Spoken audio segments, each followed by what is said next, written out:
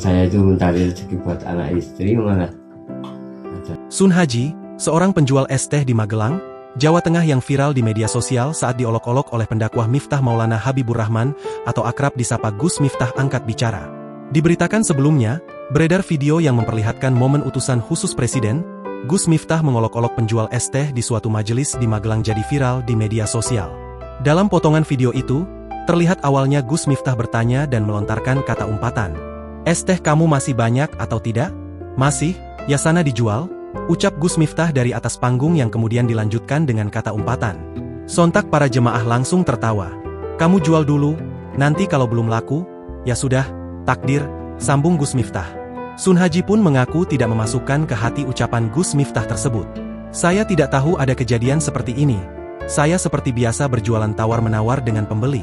Saya nggak ngerti jadi viral di media sosial dan itu bukan saya yang buat. Ujar Sun Haji dalam sebuah video pernyataannya di media sosial X dikutip, Rabu, 4 Desember 2024. Menurut Sun Haji saat peristiwa terjadi ia memang mendengar apa yang dikatakan Gus Miftah dari atas panggung. Namun ia mengaku enggan terbawa perasaan alias baper. Saya bisa mendengarkan tapi tidak dimasukkan ke hati kata-kata Gus Miftah, kata dia. Pria asal Magelang, Jawa Tengah tersebut mengaku memang kerap berjualan ketika ada acara salawatan atau pengajian yang pesertanya banyak atau mengundang pendakwah ternama. Namun kata Sun Haji, dirinya mengaku tidak kenal secara pribadi dengan Gus Miftah. Di mana ada acara salawatan saya jualan, ujarnya. Menurutnya ketika peristiwa terjadi, es teh dan air mineral yang dijajakannya belum laku sama sekali. Waktu itu belum laku sama sekali, karena saya baru masuk lokasi saat itu, kata Sun Haji. Sementara itu dalam unggahan video akun Instagram, Folksheet, Sun Haji mengungkapkan alasan dirinya menjadi pedagang es teh. Ia mengaku menjalani profesi tersebut demi mencari rezeki untuk anak dan istrinya. Ia pun mengaku sedih saat kejadian tersebut, sebab barang dagangannya itu belum laku sama sekali. Terkini, Gus Miftah ternyata telah mendatangi kediaman Sun Haji, penjual es teh yang viral ia olok-olok saat acara pengajian.